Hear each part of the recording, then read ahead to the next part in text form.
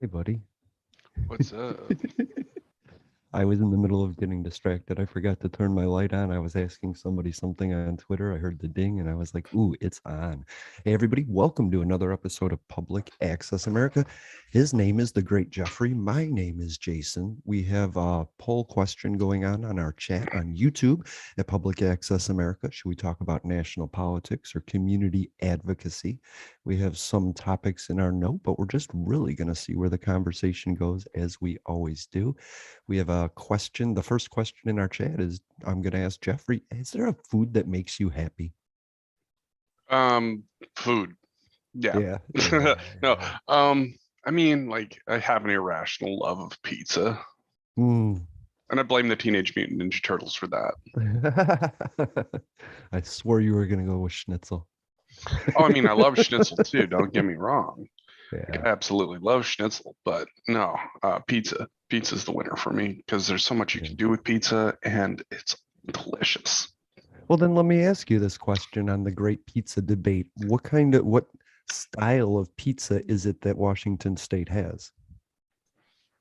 Um, I mean, you've got commercial chains, you've got small little mom and pop, you've got brick fire pizza. There's a few different options in there, so it's just really a question of, what are you looking for? That's true. Ezric always says that like New York style pizza, the big slices is the way to go. And I think the deep dish pizza, like stacked up on a solid crust, is the way to go. And Detroit says make it all crust and just throw it in the grill. You know what I mean? Mm, So I love pizza. Unfortunately, Tallahassee's pizza is like a bread bowl with some pizza in the middle, and it's really mm. just gross. It's like eating a pizza on a bun. It's weird. It's just Oh, so they've bad. got like that weird, super thick crust pizza. Yeah. Oh, makes me want to vomit. And that's the thing is like I love like a good crusty pizza, but like when it's like, okay, here's a little sauce and cheese, and oh yeah, by the way, you're just eating bread, that's not pizza. Yeah, no, that's just a bread bowl. Did anybody inspire you this week, Jeffrey? Um, Any positivity in the outlook in the conversation coming up? Yeah, I'm hitting you with that spontaneously. yeah. I know you like Um, that though. I think it's like we both consider this like a challenge. Can we actually do this? mhm. I I don't mean, have any real answer to that if it helps. yeah. I mean, just wow, damn, you got me with a good one there right away. Right on. I I like think I that. think I think just a couple people that I've been visiting with, being willing to be open with their communication and Mm. talk about what's going on in their life and um, how do you make your life better when, sometimes it feels like, your world is falling down around you. Right. How do you do that? What I do is I simplify my outlook and I concentrate on a single task as opposed to like the entire list. You know, Hmm. what I always say is when life isn't confusing, look to the sky for your future. But when the atmosphere is filled with crap, look at your path, look down at your feet and just follow them. You know what I mean? I was taught a, what I call a bucket method. And this one's really kind of fun in that, like, it forces you to look at everything that you've got going on and really categorize the things that you have going on. So, like, the first category are things I can do something about right now.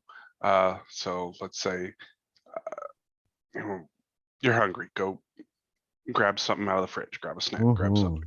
Hmm. Um, or, hey, I'm out in public and my car is low on gas, go get gas. Now, you have the second category, which are things I can do something about, but it's going to take some time. Mm. So this is things like, I need to get new tires on my car. This is something that you can definitely, do, but it's just that recognition that, maybe you got to save up some funds to get new tires. Right.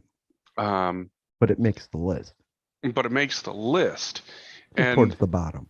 and that's the thing is like, you're going to have a number of things that are going to be in that, things I can do something about, uh, Mm. but not right now.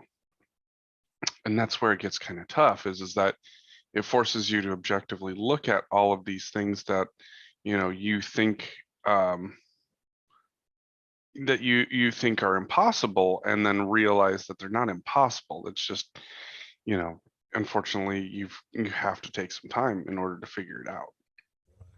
Those things where you're like, I think I need help with this. I think I need help with this. I'll wait for the help. And then eventually time comes and you're like, I guess I got to do it by myself. And it becomes a Right. priority. Yeah. And then you have the final one, which is stuff I can do nothing about. Um, Mm. these are things that are completely out of your hands, and there is next to nothing that you're going to be able to do about it, if anything at all. Period. And these are the ones that you have to learn to let go of, because you're wasting time and energy on something that literally has nothing to do. So, for example, um, the fact that inflation seems to be going out of control. It's stressful, absolutely, but there is next to nothing you can do about it, except for vote in different politicians who have a different plan, or world instability with you know Ukraine, Russia, China, Taiwan, things like that. There's nothing you're going to be able to do about that, except for vote politicians in that are going to prioritize diplomacy, and even then that's still well out of your hands. Right. And so finding out what those things are, and objectively finding out if you have anything that you can do about it. One that I always constantly go with is you've applied for a job. you know don't stress about the job that you've applied for, because it's not up to you whether or not you get an interview. In a lot of cases, there are things that you can do, like improve, seek out some help to improve your resume. um, Try and get yourself prepared for in-person interviews or web, Zoom interviews, things like that. Get But tangled up in the possibilities of futures as a reality they need to battle with at that moment, don't they? right, so those are the things, are like things I can do something about either right now, or things that I can do something about, but it's going to take a little time. And Mm-hmm. then when you have interviewed and you're waiting on that whole, am I going to get hired by this organization, there's nothing you can do about that. You don't have any hand in them choosing you. If you've put your best forward, that's literally all you can do. And then from there, it's you just have to move on to the next job application, the next interview, and just keep going from there. Because if you hold yourself up waiting, thinking that oh, this is going to be it, this is going to be the one, and I've done this and this, that, and the other, there's an entire possibility that you've missed out on a job opening that also would have done that for you, but you were hyper focused on something that you now literally have no control over. All that back brain processing. Like there's no reason for me to use my processing power that I use every day to do work on stuff like that. But I trust that my back brain is processing the factors and the Hmm. tangibles and the variance of everything that could go wrong or right, and the questions I could be asked in an interview and Hmm. everything that goes within that. But I put that in my back head. You know what I mean? I tried to.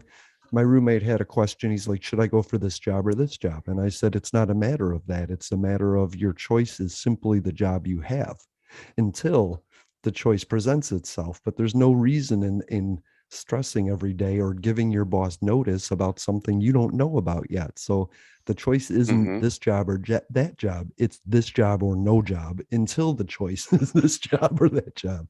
And Right. that's hard for people to understand, I have the luxury of a stress-free life, so I'm kind of giving advice looking down on people from a perspective I used to have of stress. And my advice comes from somebody who's had that stress. And Mhm. my current realm is it's a different stress, but but Right. that hoping that you're going to get hired, hoping that you've done everything to impress company A and company B, and literally all you can do is be like, well, I gave them my best, and they'll decide whether or not that's for them. And I'm moving on to getting ready for company C, and applying there in that interview. That interesting. So that leads me to the a topic. It leads me to a topic, but I had a question, but I'm going to go with the topic because it's a great segue. Do you feel a need to hide your disability in the workplace or in an application place? A lot of people have invisible disabilities, and they're hideable. And we have a story here about a lady that hid her disability. She had a brain trauma, and that led to a chronic condition, and she hid it. And the symptoms looked like she was drunk at work all the time. And when she finally got the verbiage to stand up for herself, is when she actually started getting respect in the workplace for it. And I thought that was a real Mhm. interesting story that I actually put the link to in our chat. So do you personally, or do you think that's something that people should or need to worry about? That's a really great question because, here, it's you have this issue of, employers cannot ask you really about disabilities, Right. and I get that, because you don't want to be weeded out based on a disability, and as an organization, you don't want to weed anybody out because of a disability, unless it's like, unless there's like a significant issue with, Yeah. for example, yeah, I mean, I can't even really give a good example. A fireman with no arms, right? You Like, probably not going to be a very helpful fireman. right. It should be second or third or fourth on the list of abilities to do the job, right? If like Right, somebody with one arm they can use a computer just fine, so let's get past that. But somebody with no arms trying to put out a fire, maybe not. Like, but let's right. try it. Like, give them the opportunity. But if you can hide it, like if it's somebody that just has sensitivity to smells, you know what I Mhm. mean? Is that something you can just hide and put up with in a workplace, or is it something you can address, you Well, know? and that's where it gets kind of difficult. I've worked in Mm-hmm. places that have policies on things that, using lotions and perfumes and things like that. It's ultimately like I used to wear cologne every day, and ultimately why I stopped was, I had somebody that I worked with somebody who had sensitivity to smell, Mm-hmm. and you know, I didn't like, do the whole teenage boy, axe bomb myself, Right. but my cologne could definitely be, a little potent, and for this person it was too potent, and then it was like, Right. because initially it's like, why is this my problem? This is a you problem. And Mm-hmm. I'm like, well, and then stepping back and thinking about it, it's like, well, you can't control what you can and can't smell. For example, because of, my nose being the way that it is, I can't really smell anything unless it's like Yeah. super powerful. Me And if too. and if it's super powerful, then it's either really good or really bad. That's true. Yeah. Years of So, working with chemicals numbed my taste buds and my sense of smell. mhm. Mm. And so, there's different disabilities. Everybody has the right to own their disability in a way that they see fit. You Right. know, um, But do being companies have a right to project or propel or promote you if they feel like you're going to be more of a burden because of your disability? and that's where, companies have an obligation to create objective performance reviews and actually carry out objective performance reviews, because the thing about doing what you're doing is that everybody hits a top level of what they're capable of doing, Right. and and that's where it's really tough, is that, you know as a company you have to set this as something objective that, you know is not based on ability or disability. But at the same time too, you have to recognize that capability is a very different thing. Mhm. And, And you know opportunity, by the way. yeah, there's such a fine balance in how you approach promotion anyway, or should be, Hmm. because you don't want the top looking like a bunch of old white dudes. I Right. mean, but at the same time too, you also don't want to have the top be a bunch of people who, while they may be diverse, are incapable as a whole. That's Exactly. and I'm not saying that, inclusion leads to incapability. I'm not saying that at all. It's that, or it's that you have to understand, you know the team that you have, the team that you're building, and making sure that you have the members that are going to work the best together and get the most Mm-hmm. done. Yeah. Now, when it comes to, I think, creating a good culture, you have to have that diversity. You have to have it in order to, number one, have a workplace that people want to go to work. But Yeah. number two, that diversity leads to offering products and services that your public consumer is going to want and need, and Mm. in some cases absolutely crucial they have access to. And so by having that level of diversity, that level of understanding, and being surrounded by people who whose disabilities are seen and unseen, and how that affects the people that are going to be your customers, it's crucial. So the moral of the story is that, yeah, somebody who has no arms and wants to be a fighter might not be, it might not be within their realm, but there are certain things that that person is going to need to do on a daily basis. And the question is, in your company, have you thought about that Right. person that has that disability? And, are they a part of your company? How, and have you, have they reached out to you with specific accommodations that might make sense in, for the greater public? That's where I was waiting for the conversation to go. I think having that discussion initially so that they can put it to bed and put that their concerns to rest, to say this is my disability, but this is how I think I can overcome it. Can I have the opportunity to try it? You know what I mean? I think companies should be excited. And I know that per employees, they're excited to help too. They just don't want it to be part of their job, but they're happy to assist somebody, in moments they need it. I Hmm. think I think the opportunity is important. I think a disabled person doesn't want a job they can't do. They want to feel proud, but they also want to feel like they had the opportunity. So I Hmm. don't understand why you couldn't give them a shot like you do everybody else. And I think a lot of companies do. I think this lady, she had the opportunity once she said there was things that were triggering her, and she realized she could stand up and say, please stop swaying while we're talking, or stop banging your foot on the ground, it's vibrating things, like she had Right, the verbiage to ask for what she wanted, when initially she was just like, I don't know what's going on, and so right.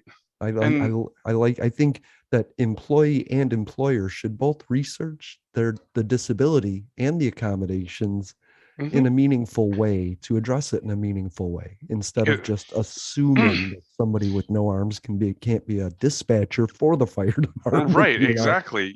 Especially given the technology that we have. Like, for example, one of my favorites has been the adaptive controller from Xbox, one that's meant for people who have disabilities. So Nice. they're able to use their feet to click buttons. They're able to use different, mechanisms in order to, play video games. And I think that's Yeah. fantastic. And I think that in terms of, adaptability, there's ways that you can be more adaptive in your work environment. Hmm. That said, that said, um, one of the things that I think is important to really think about is, this idea that everybody has to be accommodating, but nobody has to say anything or ask anything or do anything. Right. That's the mind reader idea. It's like, look, I get that a company cannot ask you about your disability, but at the same time too, if you want accommodation, you have to be willing to sit down with your employer or Hmm. HR, whatever, and say, this is my disability. This is what I need in order to be successful, and help them understand that. Because, there's the number of people with disabilities that might work at any given organization is, a lot larger than you might think. And Hmm. everybody's needs are going to be different. They may not have a use case for your scenario. And, you know, I hate to say that it becomes incumbent upon you to help them understand that, but at the same time, Right. it really does. Like, you have to be willing to say, this is what makes me successful, and this is what I need in order to be successful. And Right. that's where it gets tough, is that, you know, I, we don't, we don't want to feel like, we have this crutch that is keeping us, afloat. But at the Hmm. same time, too, it's like there ain't nothing wrong with having a crutch either. Right. When everybody else does, like when people say disability, you say a lot of people in the workplace have a disability. I think of course they do. Like vision is a spectrum. And if you're not 20/20 or like pitch black blind, you're on the spectrum of having a visual impairment. At the same with people, they can reach a certain level of cognitive function before their brain just says no. And like the workplace is full of accommodations for people that can barely do their jobs, so including a somebody that's disabled. But again, this is a new frontier, and I tell people all the time that disabilities, people don't know about disabilities because we're really the first generation to be accepted outside of institutions, and Right. speak up about it. But Jay got an internship. He's working on his master's, got an internship. They told him, you're like one of the first disabled people we've ever had. And Jay was like, good, then I'll help you create a program for the next one. Exactly. And that's just it, is that Working together is the way to do it. exactly, because just because somebody has a disability doesn't mean they don't have something that they can offer the company. Right. If you've got a voice, great, customer service. Hmm. If you've got hands, great, assembly. Right. If I'm a podcaster that's blind because this was the easiest thing for me to do. And that's the thing, is that there's so many opportunities out there, Hmm. and so many different ways in which we can do things, that especially with technology being what it is now, Right. I you know totally and agree. and it's time to it's been time, but you have to keep expanding on what you're able to offer people with disabilities, because you can easily find ways to employ different people with different disabilities. I mean, Yeah. there's going to be a few exceptions that probably you're not gonna have an accommodation, and I mean, that's just Hmm. sometimes the nature of the job. Like, But you know, the person and the employer should come to terms with that together. Like, this is what we want you to do. I can't do that. Okay, then you're resigning yourself to this position. Okay, until one opens up that I might have a chance for. It should be right, communication, not I think we might have to give this guy a chance, give him a hose, like see if he can hold it between his legs. You can talk that out with that guy and say, hey, we have this position that you could do. You're applying for this position that we're not sure if you can do. Do you want to try it or do you want to talk through that? right. So that's where it just gets, there's plenty of opportunities. For example, like, okay, you might have, let's say you've got somebody who, can see perfectly, doesn't have any arms, but you have somebody, um, who is, uh, let's see. So you got somebody who can see and do something, but you have somebody who, let's say that, they're just visually impaired enough that, they can do other things with their hands that, the person Hmm. can't do. Is there a system that you can create in which person number one is doing something and guiding person number two, and they're working together to get a task done? Is that a possibility? Right. For the same price. Why not? But I You think know, to myself, what if Jeffrey applied for a job and said, yeah, I'm missing sight in one eye? I mean, that doesn't impair you at all. I mean, you drive, you do everything else, but the perception might be that he isn't fully capable. And so let's go on to the next guy. And I AKA feel I can't be in the Air Force. the same, yeah, I can't either. But the same thing goes for the color of somebody's skin too, or their gender. Like there's a lot of discriminating factors that just Oh, are absolutely. unwarranted. But as far as disabilities go, people should know to apply for these jobs because an employer should know you get a really big tax break for employing the disabled. And Hmm. if accommodating them is simple, then I don't see why you wouldn't want the tax break for it. It Well, and works for that's everybody that way. well, and I wouldn't even say that if the accommodation is simple. If the accommodation is simple, then it should be a no-brainer. Right. Period. End of story. If the accommodation requires a bit of work in order to adapt it, I think that Mhm. that's something that they also need to embrace as well. Of Because, course. like you said, you get a hell of a tax break for employing the disabled. So Yeah. what does that look like if you're employing the disabled? And Accommodations are a write-off for exactly, one, exactly. And and so now, subsidized. Sorry, and subsidized. So exactly. And so now what ends up happening is, a group of, a company creates a new level of employability. So they've widened their base of potential applicants. But not only that, is an entire group of people now has an expanded employability level. And yeah, I think that's fantastic too. And that's where this gets tough. I can only imagine like the number of people who um, want to go to work but just can't because of whatever disability they might have. mm, But the question then becomes, if they can't go to work, is there a way that you can bring work to them in their own environment? And I yep, think that through technology, we're starting to see the rise of that. And, somebody might not be able to leave their house very easily and come into an office to go to work, but thanks to technology, you're now able to bring work to their home. And the person who might have, had difficulties leaving the house in order to be a functioning member of society, now is a functioning member of society from the comfort of their home and the right. habitat that has been built around their disability. And again, they're looking for positions that fit their disability. Like we're not looking, we're not actively trying. There's advocates that try and push the system, right? Absolutely. Disabled people tend not to be that.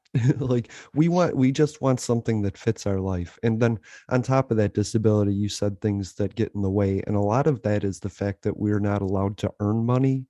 Like the thing is it takes longer to train us than it does to get kicked off disability, right? So Hmm. in a week, if we get a paycheck, we're kicked off disability. But then in 2 weeks, when we find out we're not fit for the job, we have no income at all. So we tend not to apply for jobs. And the other thing is we can't save the money we would get. Like we can't defer that so that we can stay on the system long enough to find out if the job is a fit, which sometimes takes up to a year. So if we can't earn and we can't save, and we don't know if we can do the job to begin with, it's real tough to apply for a job and know that we're going to be accepted at the workplace. So we're looking for employers to reach out to us and say, hey, we want to give you guys a shot, and maybe the interning thing is a way to go, to where you just go and you're not necessarily paid, your expenses are paid, but you're not given a check, so that if you're a fit for the company, And maybe, well, and this is where I have a fundamental problem with that, because I have a there are, problem with the system that's creating my solution, if that helps. right. Well, so, and this is where it's like, as somebody who, champions businesses being able to create solutions, what I have also seen is companies that quote unquote have solutions like that, but then after a year, you just get booted. It's like they use you Right. for the time period that they need you for, and then you're disposable. And I think That's that's a for problem sure. in and of itself. And so that's where like you end up seeing like a lot of companies use interns in order to get Uh-huh. like a specific labor need that they have done. And for them, okay, yeah, it sucks to have to train a new workforce every year, but when the cost of training that workforce is far less than the cost of keeping them employed. Uh-huh. For them, that they've built, some have built that into their business model. And it's Amazon. Right. and that's absolute dog shit. You shouldn't, if your business model relies on, free labor under the guise of I'm training you to be a part of the company, and then you boot them and they're Mm-hmm. not a part of the company, it's bullshit. Uh, Right. so it's one of those things where it's like, look, if with internships, the way that I see them is that the the position that you're interning at should have the reality of becoming a full-time position. I'm Yes. not I'm not saying that, a company can't try out a position and then they find out that it doesn't work.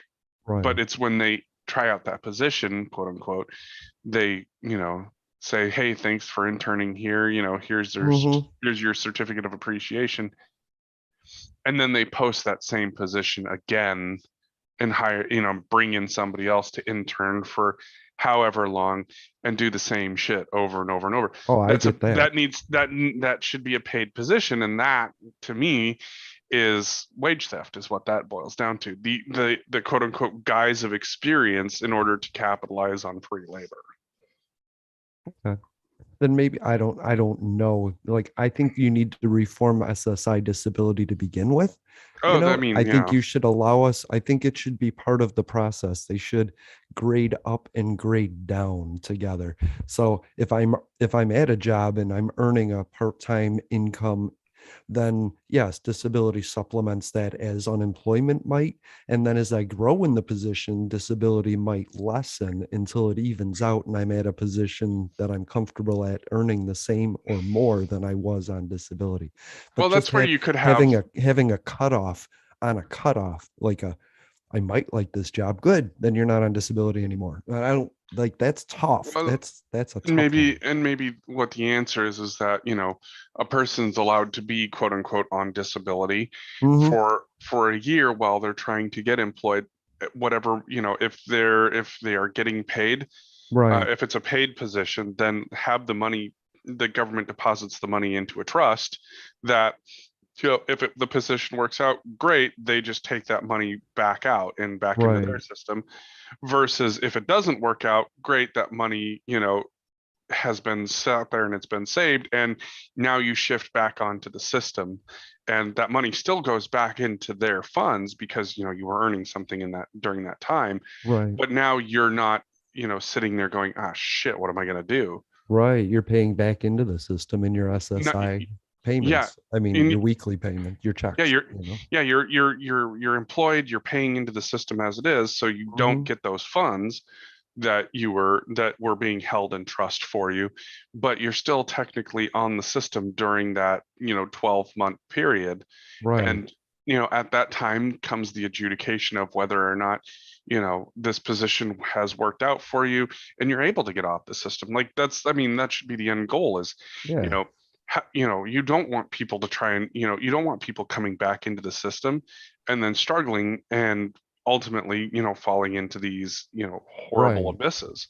Well, and it But costs more to take care of me if I'm not taking care of myself. It would cost more than what I get paid a month to take care of me if I wasn't getting paid. So it's a lesser of two evils there well, for and the realistically country. too, that putting that money into the trust, the government could put that into a place where they're making money off of that money that's just being held and can't be touched. Right. And so for them, there's another way to potentially lessen their deficits. So Right. to me, it makes sense. There's a pathway there in which somebody has the chance to get off the system, and the government has the chance to, have that money put aside in a way that they're going to get back either way, one way or the other. Right. But they get to be a safety net to somebody that they're being a safety net to. It's just gradually less.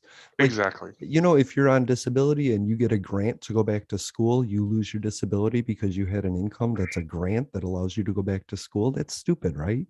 Like, if you get married, you lose your insurance. Like, that Hmm. doesn't make sense. These little things don't make sense to me. And it's weird because it wasn't always that way. And it's like a frog boiling in water. Nobody notices it because they're not paying attention to it. But these are Well, being this like disability insurance, your retirement, this is being whittled down and cut down like they are doing to abortion and gun rights. It's just nobody notices this. You know what Well, I and mean? it's been done this way because, when you leverage against, your social security mechanisms in such a way in order to fund, all these different complexes, Hmm. you know, it becomes incumbent upon them to figure out how to not have to pay out of that system.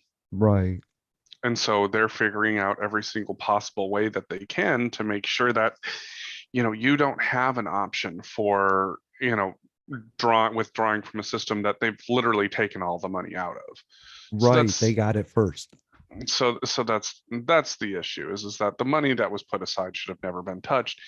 And I firmly believe that both sides of the political parties are going to have this reckoning of, we really have to rebalance our budget. And Mhm. I honestly do believe that at some point we're going to be in for some really painful cuts, Yeah. because um we just, we're not doing the things that we need to do in order to keep ourselves out of debt and fulfill promises that we actually made to the American people. I Right. was listening to an interesting program about when these different income taxes took effect on NPR. And one of the things that they talked about was how, when it came to taxes, it used to only be the ultra wealthy that were taxed. But during the war, Roosevelt had introduced, these different income taxes, and how, they would come up, as ways of, number one, tamping down inflation, number two, paying for um, Let's the war. right. And you had all of these different slogans about how American it was to pay taxes. And now you have a group of people that are royally pissed off because they're paying taxes, they're not getting anything out of it.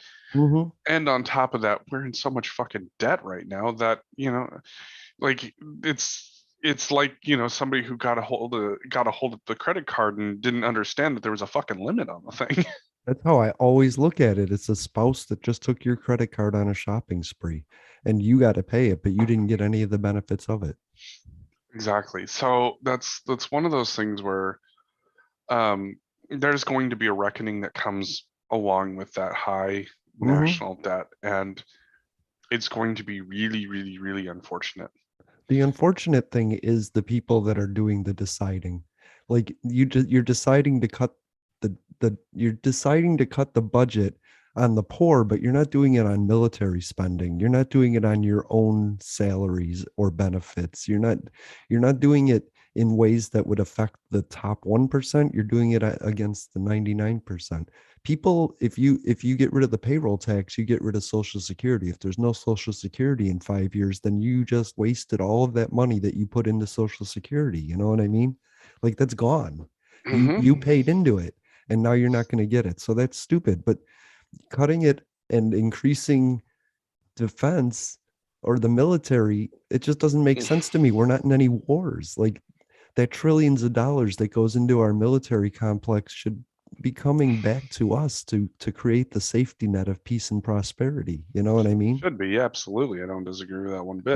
That's the balance. I think we're either at war and we are all struggling together, or we're going for peace and prosperity and we're lifting everyone up. And that's what the safety net does. Medicare, Medicaid, Social Security, disability, all of those programs. Hmm. So, okay.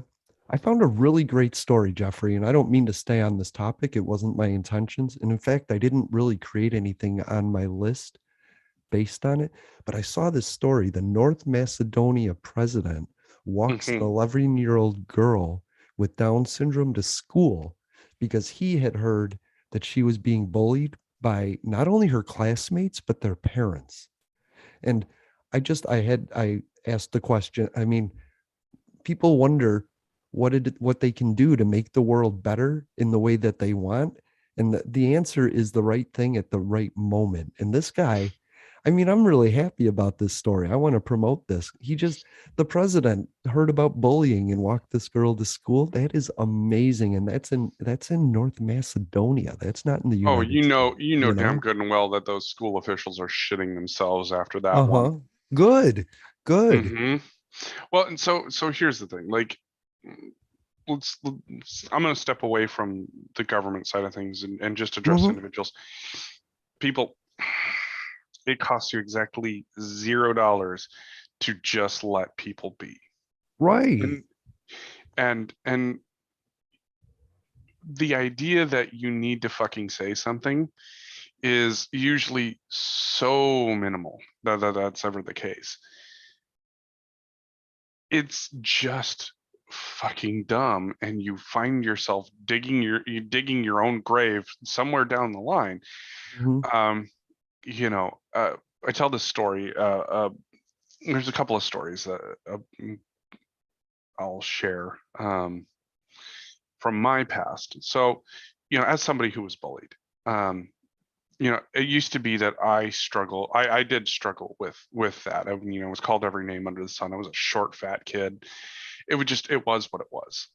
But kids are particularly cruel, and it's not great. Great. But as I got into high school and people realized that I was, smarter than pretty much everybody else, I ended up I ended up in charge of a lot of organizations. One organization, there were only 40 kids in my high school, and the membership in that organization was 33 out of the 40 high schoolers. So I effectively had most of the high school in my organization. We had a kid that was getting bullied. And I wouldn't say that I had befriended the kid, but I understood where he was. And he didn't, there were some things that he did that didn't exactly do him himself any favors. Right. But I don't know that me included ever really sat down with him and said, look, dude, these are some things that you got to take care of. Mm-hmm. And that, I don't know what you got to do in order to make sure that you're doing this, but you got to do it. Anyways, so there were some members that were bullying him during, organization time. And of course, not. And as the president of the organization, I laid it down very, very calmly. Like I started out our meeting and I said, I'm going to open this up and I'm going to address something that's going to be very uncomfortable for some people. It has come to my attention that we have an individual that is being bullied that is a part of this organization. What you need to understand is that this organization is a team. We win championships together. We have won a lot of contests together, and if any one person on the team is bullying another person, it creates a friction on the team that is going to inhibit our success. Great. And quite frankly, I'm done with it. I know who it is. I know who you are that's been doing this, and I will have you removed from the organization if this continues. I'm giving you this chance to fix it. It costs you nothing to leave a person alone. And one person was like, well, you can't do that. And I said, yes, I can. I will code of conduct you out of this organization. And then, they're like, there's no way he can do that. And the advisor said, actually, yes, he can. No vote. Literally me in power, just removing you from the organization. Doing the right thing in the right moment. And that's the thing is like, could that have been an abuse of power? I don't think so if it was against code of conduct, but I could see where people could use that. Mm-hmm. So the thing is that, when power steps up and gets involved, for the good of people, I didn't make an example out of a person that day. I could very well have. Right. No, But there's a rule. If you have an issue with somebody, handle it privately first, right? mhm. So you did the right thing by keeping it generic. They decided to call themselves out, right? Exactly. I'm like, and that was the funny thing too, is it was the exact person who was like, you can't do that. And I was like, Right. yes, I can, and I will. And so, and that was that person's only escape from getting out of town and going and doing things. They weren't in, a number of other activities that would get you out of Mm-hmm. town to go do stuff. So, things smoothed out for the remainder of my time there, and I can't really speak to what happened afterwards, but I can say that, that problem got solved for that year. Yeah. I And always I think, say if I you're think gonna it got done. if you're gonna bully somebody or troll somebody, instead go bake a pie with that time, and when you're done, you'll have a pie. Like Hmm. I don't I know that we like try and like neutral zone discussions and have empathy for everybody involved. I never had empathy for a bully. That's like an internal struggle they need to work on once that it's addressed that they're a bully. Once you know you're a bully, you should be doing something about that because then as an adult, Right, you're just going to be a horrible person. right. If gone unchecked, there's always a bigger bully, right? And you're going to Hmm. piss somebody off and you're going to piss like, but a lot of us, we don't know what to do, but just standing behind somebody that's being bullied is often without saying a word something that changes things. So I Hmm. love the fact that this president, despite his power, was like, yeah, I'm going to walk her to school because that's not fair, because that's what inspires me, right? Right. That's what inspires me to then do that for somebody that I see having an issue. And that's the thing is that, this person who's at the peak of the power in their country is literally, showing that, by, you're giving power to somebody just by being there with them Right. that they didn't have before. And you know, what's going to happen? What are these, what are these parents going to do? Sit down and go, yeah, well, the president's not here to protect you. What if the president then goes, okay, then I'm going to create some anti-bullying laws, and it's now a 5-year federal prison sentence for bullying Right. children. Yeah. You talk about getting your shit straight real quick. Number one, if you're an adult bullying a kid, you really need to go fuck yourself. Right. Like Yeah. that's incredibly insane. Like Agreed. that is literally the definition of peaked in high school. And parents. Yeah. And parents were making fun of her. And she's That's just, that's I mean, set it aside that she's just the most adorable little Macedonian girl. But this is in Macedonia. This isn't in Germany or Sweden or America, the liberal democracies like Canada. It's like North Macedonia. Like, we can't emulate that here in America. Like, I had to find my inspiration in North Macedonia today. That's a shame. We should you all be know and better. and that's one of those things where it's like by using that um by using that power to call attention to that issue, Yeah. the president really did a good thing in that, and I think that that's going to lend to some things getting solved. But Hmm. I think I had this point. Bullies attempt to make your world very small so that they are the only person in it, right? mhm, But uh, by doing that, they isolate you from all the help, all the people that would support you. So make your world bigger. A bully will try and intimidate you into silence. You have to be louder. A bully will attempt to beat you into submission. You have to get beaten. You just have to prove that you're not going to accept their worldview. It's bigger than what they're saying. They're not the only one in charge of your life. So tell people, you know. absolutely. Somebody told me they were bullying somebody, I'd punch them in the nutsack. Oh, dude, I don't have time or patience for bullies. I really don't. Right. So, all right. I had a rooster question, but it seems waste of time. So Marco Rubio started this. I get up at 6 in the morning. I'm on Twitter and I'm editing, and Marco Rubio had this thing that said that uh the Biden administration was dispersing meth and crack pipes to the inner city youth to I don't know why, but I had a real issue with it. In fact, I tweeted him and then I tweeted him again and I told him maybe he needs to reconsider that. Then I called his office. Then the next day I eventually reported it as misinformation. It's a split hair information. It's not accurate. You know what I mean? And I Right. and then on the news they addressed it for like 5 minutes and they showed Marco Rubio's post and they were like, "What are we going to do about this? Nobody pushes it back on this." And I was like, "Just scroll down. I'm right there." Right. But there's this conception that we're all just accepting it. And I think, like, in my position, you're not on Twitter as much. I am. I push back on Twitter. We push back with this podcast, the live streams, our clips everywhere. We push back against that stupidity, And so Hmm. I just wanted to bring it up that Marco Rubio, like, he had an real opportunity to shut up, be a leader, and do things in a dignified way for the people of Florida, but he instead chose in this splitting Republican Party to go radical, to go weird, to go Right. nonsensical.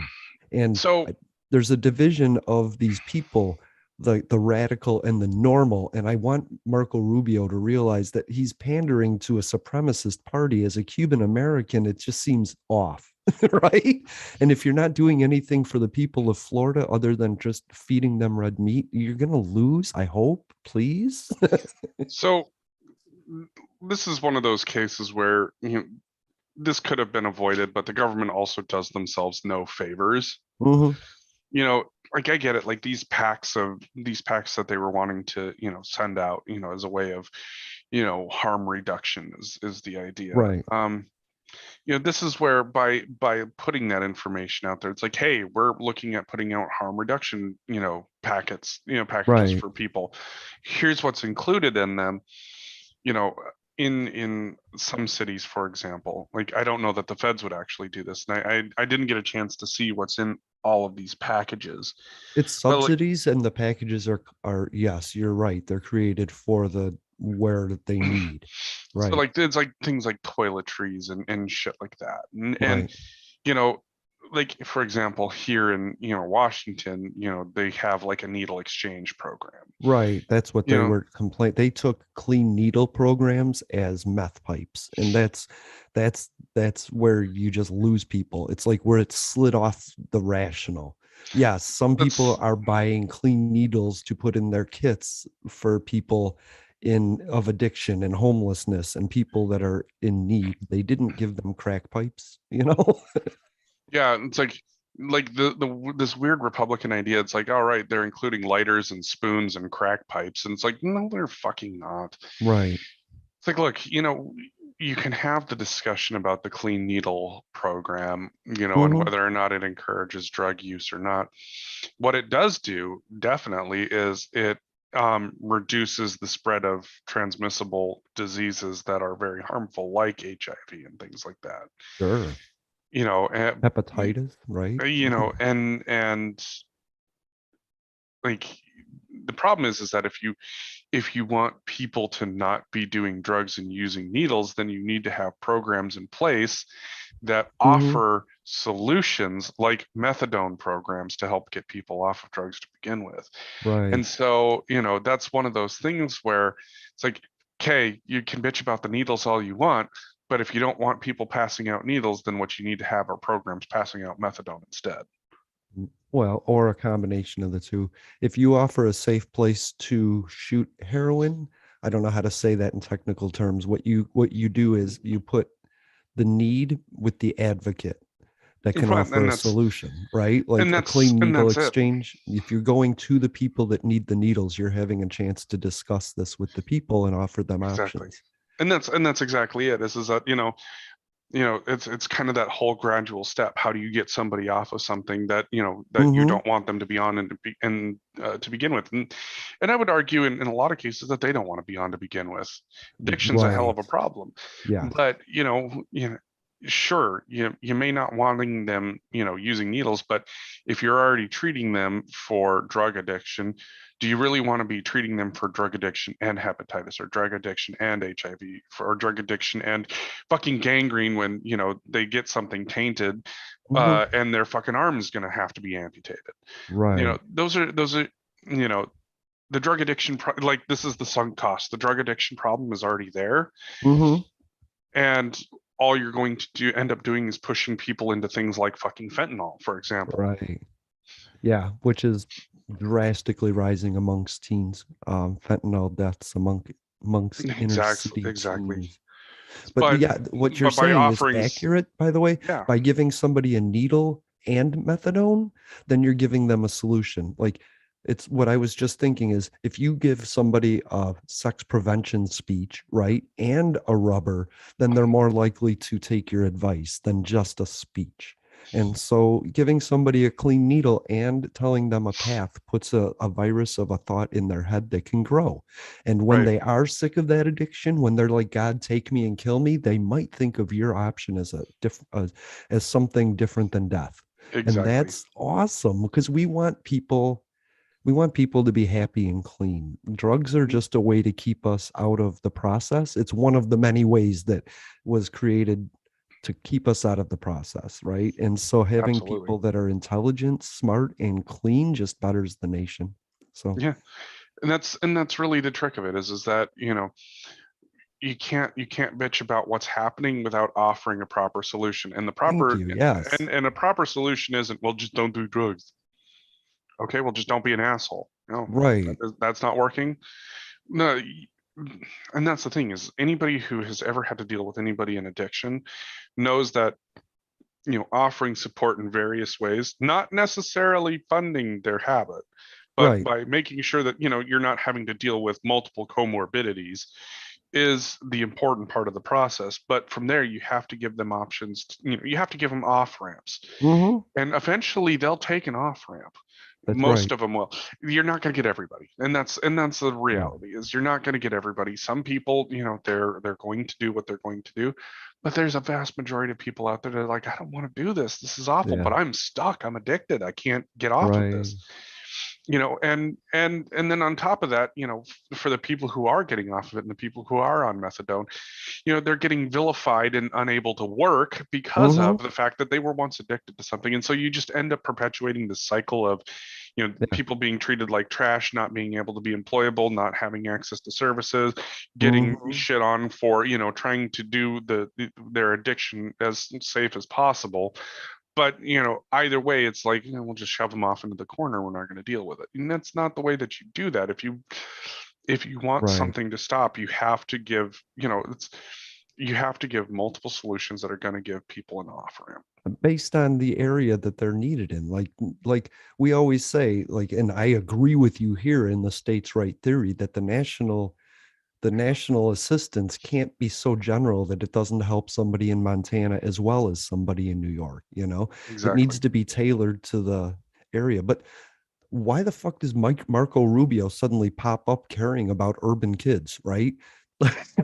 like, you're not addressing something in Florida specifically, you're generally addressing some national funding, and that's just ridiculous to me. You know what I mean? Like, don't pretend to care. You and does he not want people to find a relief from addiction? Like, is he what is he saying, that this program shouldn't be funded and that we shouldn't help people that are dealing with addiction? That's Not weird a to good, me. not a good look. And that's Right, the thing is like, especially for the conservative group who wants to see people, supposedly be these, godly versions of themselves. It's like, look, right.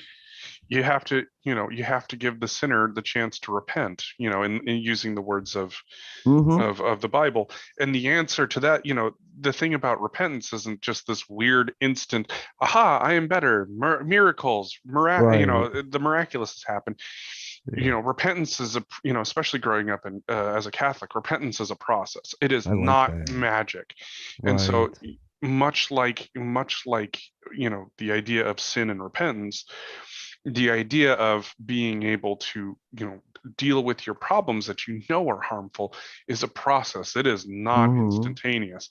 Right. Just simply making somebody go off cold turkey creates a whole slew of other problems that are not going to get fixed, and it's just going to make the actual problem that was there worse. But Right. by allowing there to be a process to get people there and embracing the process, you know great. And that's, the hope is that, number one, whatever you're supplying in terms of clean needles will eventually reduce, because you're going to give people the options and tools to get away from that. Right. And with the understanding that you're never going to get everybody off of that. The question is, what are you willing to spend on? Needles are a hell of a lot cheaper than HIV and hepatitis treatment, or Yeah. having somebody have to get an amputation done at a hospital and they don't have any money to afford that, so the taxpayers are then funding that. Needles seem like a hell of a lot better option than Mm-hmm. all of those other ones, a hell of a lot cheaper option, and creating processes that help them get away. I'll And be I right think back. that's going to be, and I think that's really what Oh, the answer is.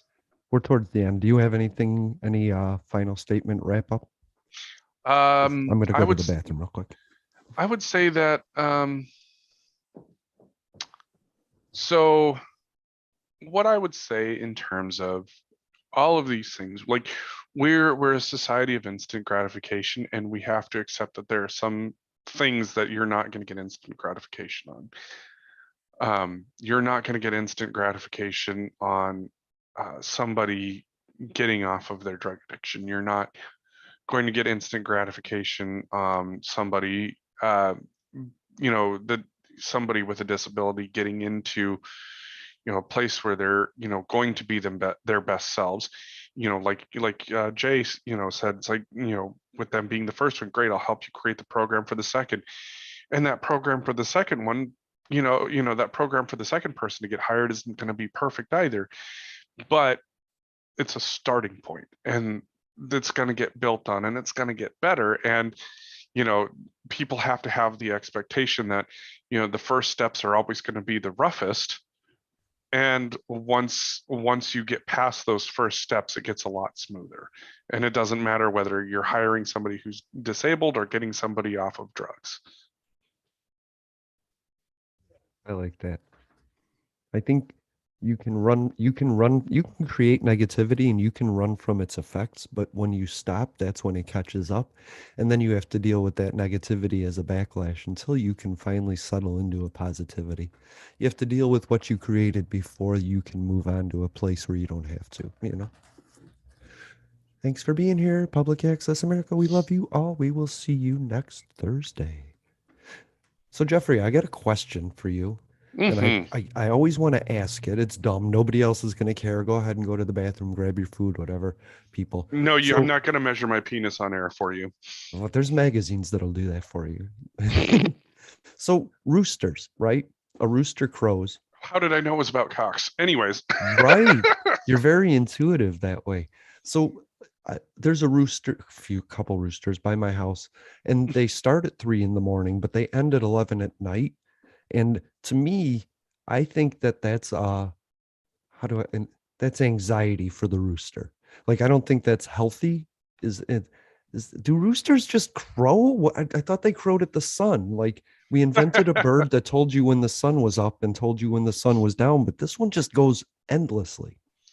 Well, so I'm not necessarily your foremost expert on roosters, but Oh, what I damn it. can say I'll go is get that one then. yeah, there you go. Google cock experts. Save search off. There you go. Uh, Oh no, my. no, I mean, it sounds like there might be some stress there for the bird. I mean, there definitely, some roosters are a lot more vocal than others, and it could be that just whatever the breed of rooster that they have, is just a very vocal bird. And some, roosters do crow a lot. It's the idea that it's the movies and the cartoons that it's like, oh, they only crow at the sun. No, they don't. They crow a lot. They I actually do, really do. apparently. Yeah. But from the sounds of it, like if it's like very continuous, that sounds like it might be a stressed out bird. That's what And I'm thinking. Like, you have 4 hours of sleep. I just think this bird is just, yeah, stressed out. I I mean, feel bad for the bird, I'd be screaming all the time if I only got 4 hours of sleep. So right? But and so like a farmer generally puts it in a dark place so that it can sleep, right? Like, and a rooster can sleep, I read, up to 14, 18 hours a day. So it's not that's not the issue. It's the way the person is handling the bird, quite maybe. possibly, absolutely. Like, you've got to have a solid routine and getting them up at putting them in bed at 11 o'clock at night and then shutting them up at 4 o'clock or Mm-hmm. releasing them at 4 in the morning is not necessarily the greatest thing. Poor Um, rooster. eh, I mean, people, I know people who have their birds on like a schedule, like, they get shut in at 10 o'clock 10 o'clock at night and then opened up at, 6 o'clock in the morning and Right, things like routine. that. You Animals know, need routines too, right? some do dusk dawn type stuff because, you've got a number of predators around, and by getting them Thank in you. at, Yeah. and having it follow more of a photo period than say, just a time period. Mm-hmm. It's and I think that is also helpful. But yeah, I don't know, and it Uh, could just be a vocal bird. It could be a stressed out bird. Hard to say. and it's kind of like my question about cows. How would cows survive without us? How is it that roosters that crow 20 hours a day would ever survive on the planet without humans protecting them? Because Yeah, yes, no, that what you're motherfucker's gonna saying be is eaten. that's it's just like a signal to predators to come and get my stuff. But I also know that a rooster crowing like fertilizes the chickens, so it needs to be done, right? And I'm not about to go to like animal cruelty and rat on this rooster owner. I'm just kind of curious because there's dogs here and they bark, right? Little dogs, they yip all the time. And that's not happy. That's not a happy dog. That's a scared dog. And people need to understand that like an out of control domesticated animal is nervous. It's scared. It's not happy. It's not having fun when it's jumping and biting and barking. Like that's not a Mhm. happy dog. And I don't think people understand that. They're like, oh, I know where my dog is because it's barking. No, it's scared of something, even if that something is a shadow or a squirrel, you know? Right, right, right. Shit. All So, right. yeah, I mean, probably, not the most help, but at the same time, it's one of those things where, hard to say without, going and visiting, Mm-hmm. where they're kept to find out. Because, and I would also say too, like, I'm very much a person who's like, look, you should know where your food comes from and your food makes sounds. Right. Um, Yeah, yeah, yeah. because, chickens cluck and they'll screech at predators and Mm-hmm. roosters crow and cows moo and sheep bleat and all that other fun stuff. And Yeah. then there's, a bang or a not so bang and you got dinner on the table. And Yep. that's reality. And to me it's one of those things where it's like, we have a wonderful society that has allowed, people to congregate in spaces in mass and Mm-hmm. have these peaceful and serene settings, but at the same time too, they've become disconnected from, the idea that their food actually made noise before it was sliced up and put on the grocery store shelf. Yeah. That we really I always say that if I had to kill something to eat meat, I'd be a vegetarian because I just couldn't do it. Other people can, and so I'm happy for them for doing it. I am not Oh, somebody that could, you know. and that's the thing is like I'm not saying that you need to be able to do that, that you need to be able to kill your own Mhm. animal and eat it. I can. I mean, I'm used to it. I know I'm not, but I'm not judging you. That's what I'm trying to Exactly. say. And I'm not judging the person who's like, no, I can't do this. Like, look, I've had to do some stuff that I like never thought that I could do. And if I had the Mhm. choice, I'd never do it again. Like putting down your own pets is pretty rough, not gonna lie. Yeah, yeah, yeah. Seeing death of any kind is really tough for me, and I've watched it my whole life, so creating it is just not something I would want to do. But even for me, like, like I've watched a number of animals get to the point that they're suffering. And so it's just, Hmm. like seeing that suffering versus having to put them down. Yeah, it sucks for me to have to do that. But the idea that I would leave an animal alive to suffer like that sucks even Yeah. worse, you know? They have shorter lifespans so that we can take care of more of them. That's what I always hmm say when a pet dies. So, and don't get me wrong, like, I would much rather prefer a more peaceful means of my animals passing, but sometimes you don't get that option. And right. sometimes it's, like, for example, I'm not getting close to an animal with rabies. It's not fucking happening. Exactly. Good point. And that's unfortunate. And I also don't believe in being absent when it's time to put down said animal. You know, when Hmm. it, and I say that, and I say animal not as a term of, like, oh well, you just think less of them. I honestly think we should be able to do that to people too, and especially like Agreed. those that, Yeah. especially those that are suffering terminal. Like the idea that we have to let a person suffer to death is so fucking cruel and inhumane to me. And that's Yeah. as somebody who's grown up on a farm and have had to put down animals And and who's that's gone religion hunting. and government, honestly. That's religion Exactly. and government to me. Like there is no reason why, there is no good reason that you can quote to me that's going to make me say, yes, we should let this person suffer painfully to death. Sure, You know, our system profits more on storing you. not when you're fucking disabled and you can't do anything and you're fucking miserable. Right. Then you go And to an institution and they monitor your breaths and they make money off of storing you in that room. You know what I mean? unless you don't have any fucking next of kin or anything like that, if you're literally all alone Mm-hmm. and nobody's paying for your way there, They'll yeah, bill that's just. somebody. That's what they But did to my mom. They billed, but they also gave the crappiest attention to her because they mhm. didn't make much off of her. So she got crappier care.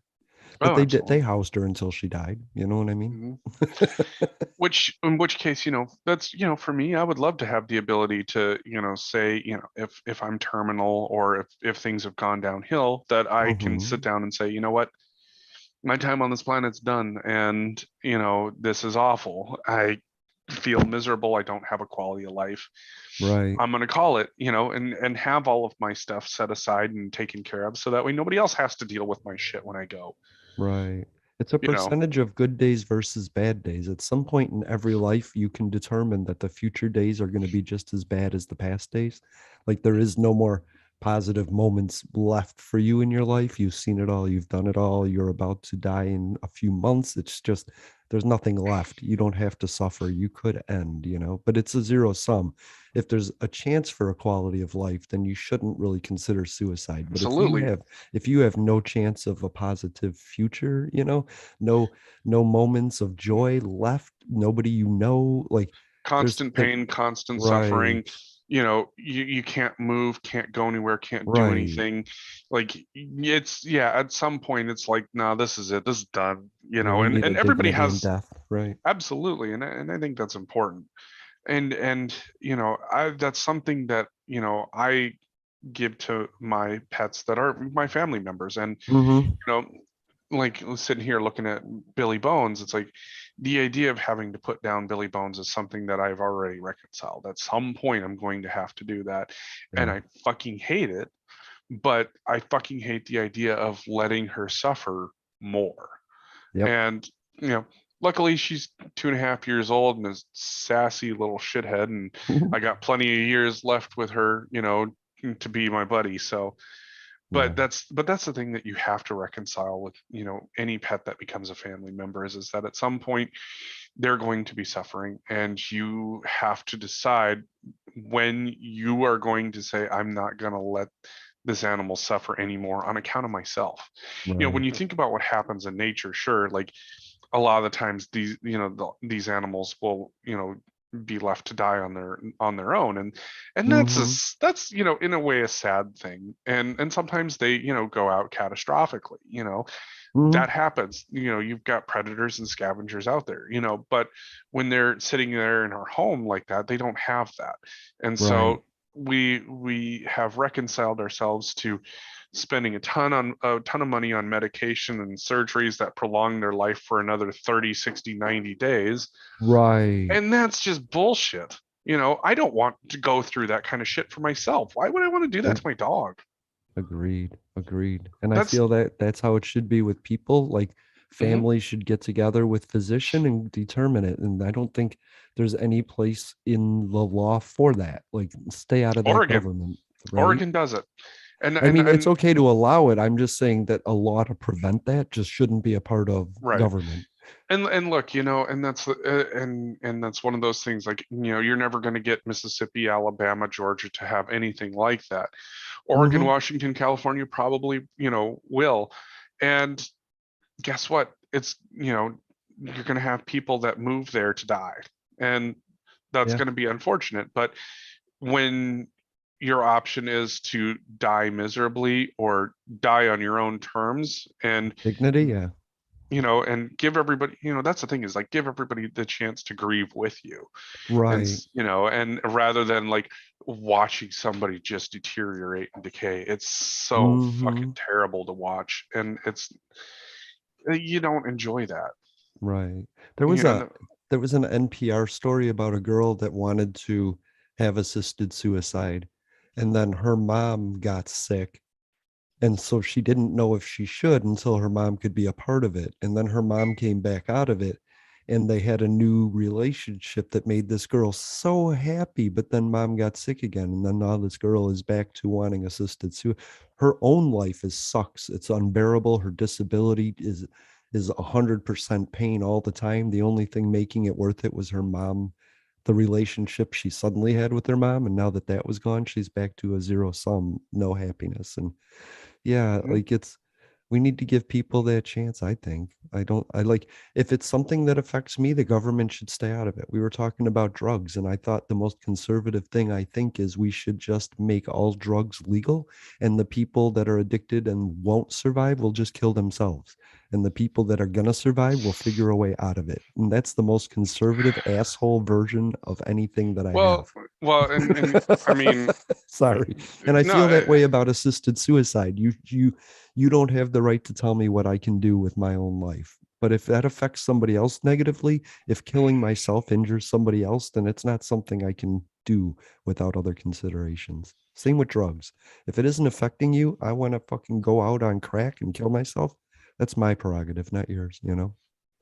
And really it's, to me, the, having places where the government can, tax the sales of it is, I'd say, much more in line with what Mm-hmm. should be done Of versus course. this whole like spending a bunch of money on trying to prevent something that is happening anyways. Right. It's not like, fucking murder, for example, because you inevitably hear that, oh well, I guess if we just made murder, like, no, motherfucker, don't even. Mm-mm. This is a person that's making a choice to put something into their body. It's not a Right. great choice, and No, it it is isn't. what it is.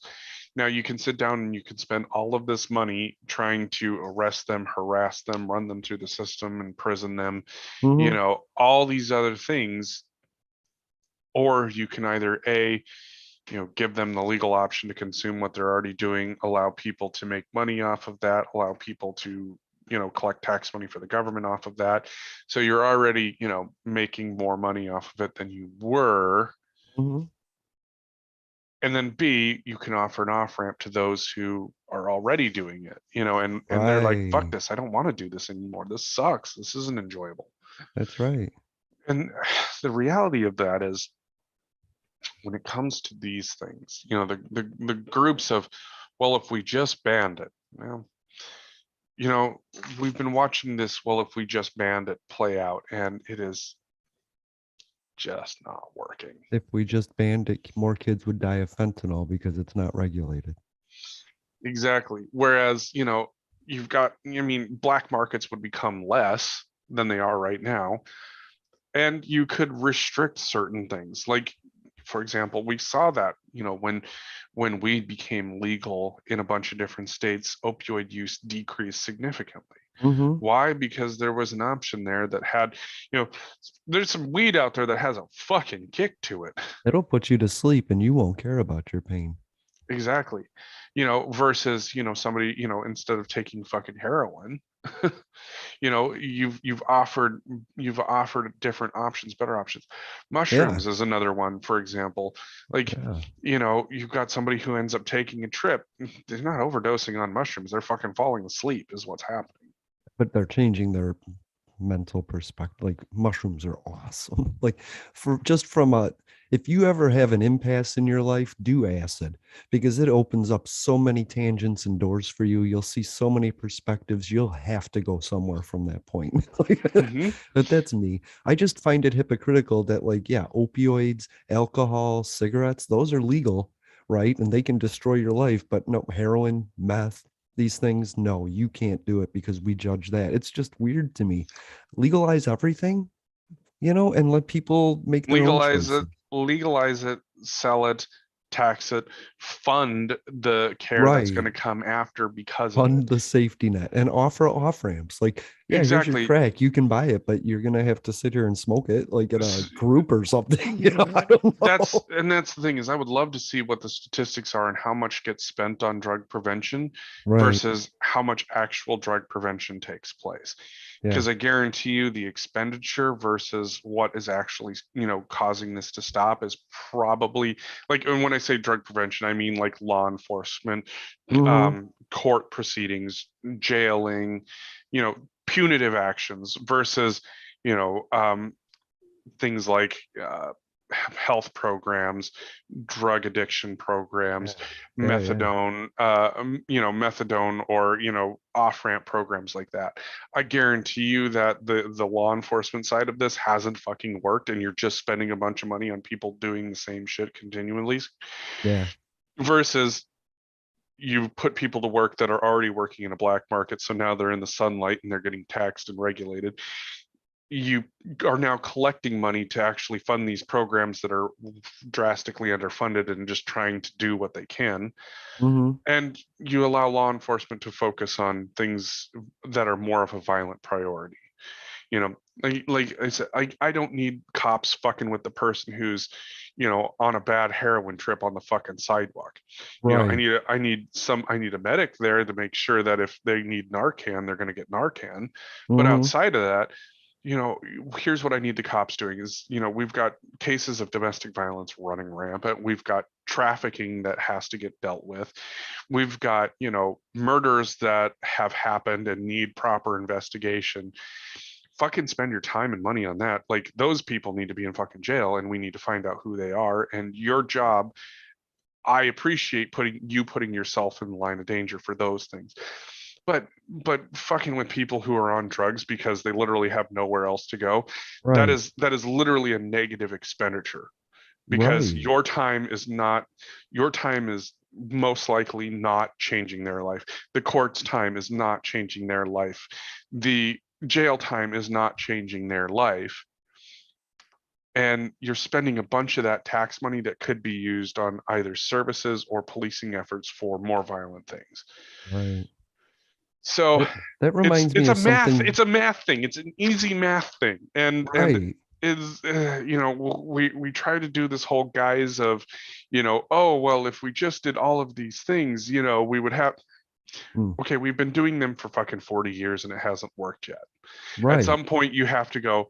This isn't working. It's time to try something else, I wish and they would. then that's what's got to happen. Yeah. You reminded me of something you said a couple weeks ago about migration. You were like, if you think the American dream is dead, it's alive in their eyes. And now that's something I think of when I think about immigration. People are so hostile to immigration unnecessarily. We spend so much money on the border and protection and prevention, and the truth is the people are coming here. The American dream is alive in their eyes. They're not here to destroy it. They're not here to take your jobs. They just want to make a better life for themselves, their community, and their families. And I don't know why people have such a problem with that, but thank you for altering my perspective on that. And I think people should be allowed to do what they want if it doesn't harm other people. I don't know if why the government thinks that they have control over people's lives that way. Just get out of the way. You'll be happier when I'm happier.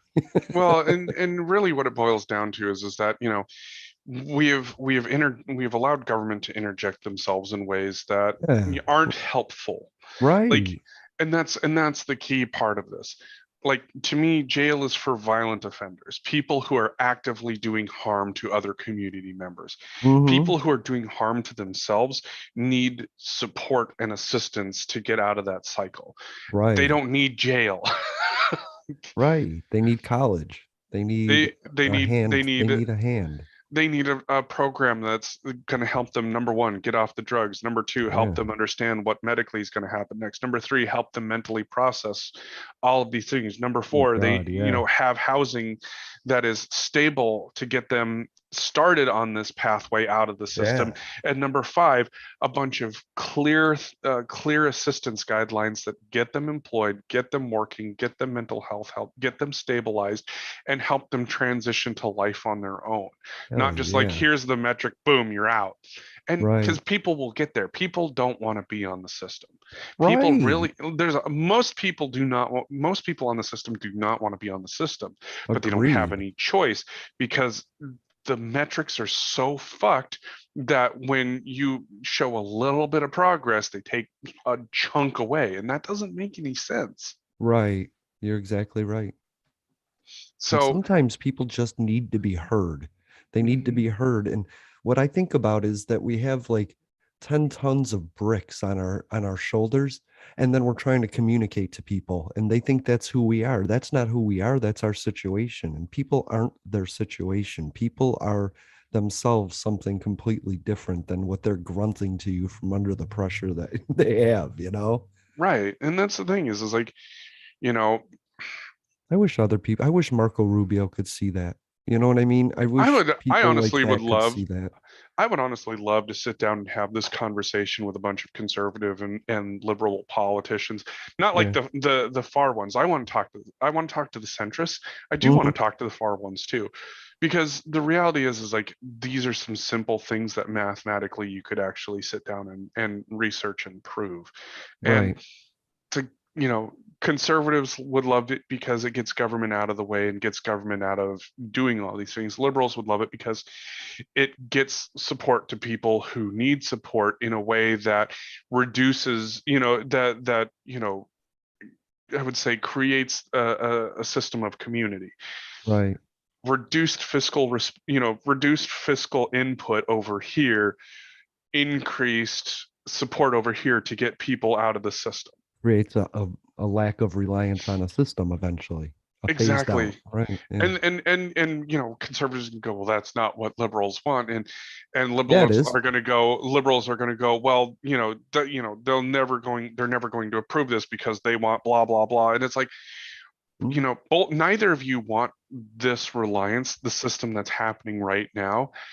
We have to agree on what the end goal is, and Mm-hmm. let's talk about how we get there.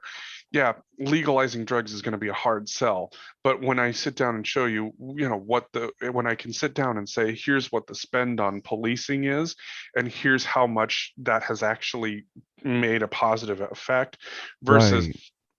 if we were to A B this and say, here's what, decriminalization has done and tax creation has done on these things Yeah. that you arguably don't like, Yeah. and use that to fund the system that has made an impact and gotten people off of the system. You've spent less money because that money's not coming from the feds, it's coming from people who are buying the things that you don't like to begin with. So And those people are, they're funding their own safety net. bingo. Because you just So look at Oklahoma, who in the past year earned over $1 billion from legalization of marijuana. Oklahoma Republicans just realized that they could now, if you use that money, like Inslee uses it in a rainy day fund for emergencies that the legislator won't let him like touch, you know what I mean? But if right. Oklahoma actually used that money for half of that money to support the safety net for the people that are using it, they'd still have $500 million. You know what I mean? And that's the thing is that, by using that money to fund other healthcare needs and priorities that get people Mm-hmm. off of drugs to begin with, especially coming out of an opioid crisis, like that's going to be the biggest transition that needs Yep. to take place.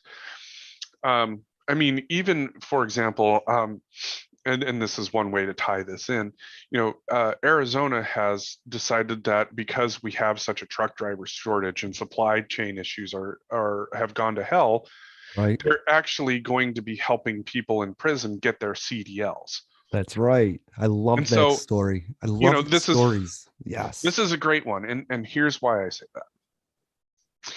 Yes, you have people that have records, but here's the thing. Like, there are a bunch of people that have records that it's not going to affect their ability to drive a truck. Right. And the thing is that if we're going to look at, you know, jail as an actual corrective action, then you Mm, have to have a plan for people coming out of the system in order to help them from going back in. Like, a truck driving job can be a $120,000 a year job. sure can.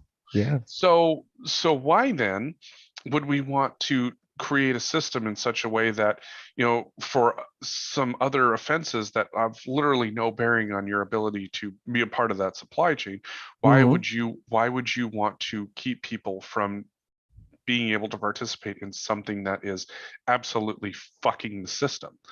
Right. So I think this is a fantastic idea.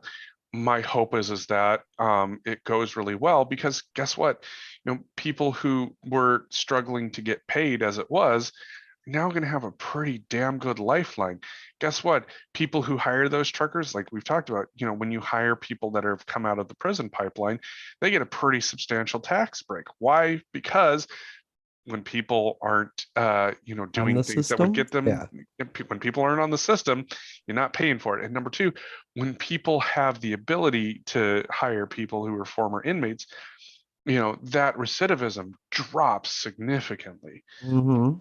So you want to get rid of the prison complex, get people working in in areas where we absolutely need, get people trained to work in Where their re- talents lie. Where their talents lie. You know what I mean? where and where the money lies too. Get Right. people working in the truck driving industry, get people working in ports, get people Yeah. working in get people working in renewable energy and Mm-hmm. infrastructure, get people working on roads. Mechanics, agriculture, There's so much infrastructure, there's road so much construction. Yeah.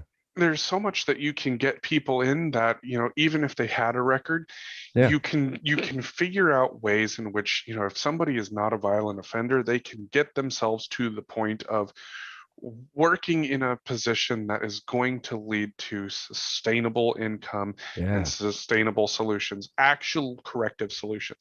So Mm-hmm. for as much as I have shit on, the Arizona Department of Corrections over the years, I applaud this effort. I think that Yeah. this is a great effort, and I hope to see it expand beyond just getting CDLs.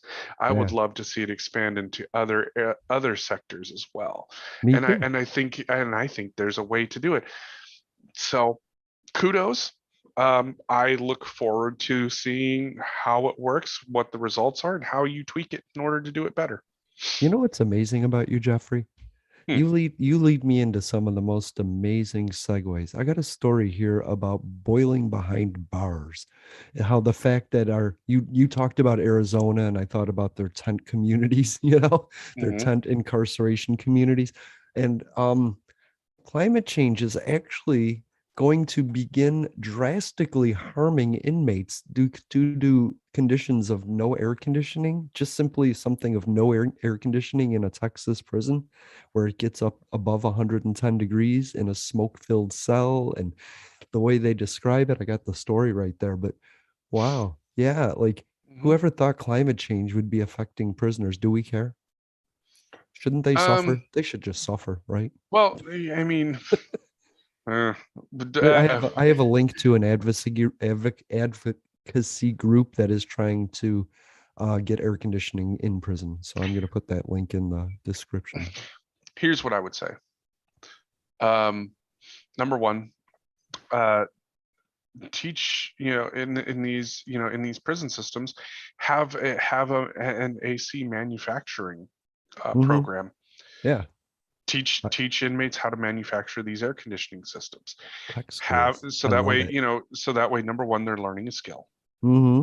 Number two, have them learn how to have them learn how to install green energy solutions for these prisons. Hell yeah.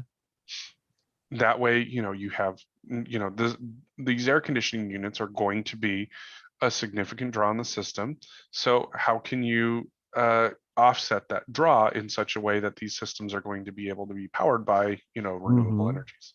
Now imagine if you gave a prisoner a living wage to do all this. You know what I mean? Like they would come out with a bank account, a job, a career, a diploma, a degree. You could put UTI next to this and they could learn how to work on trucks. You know what I mean?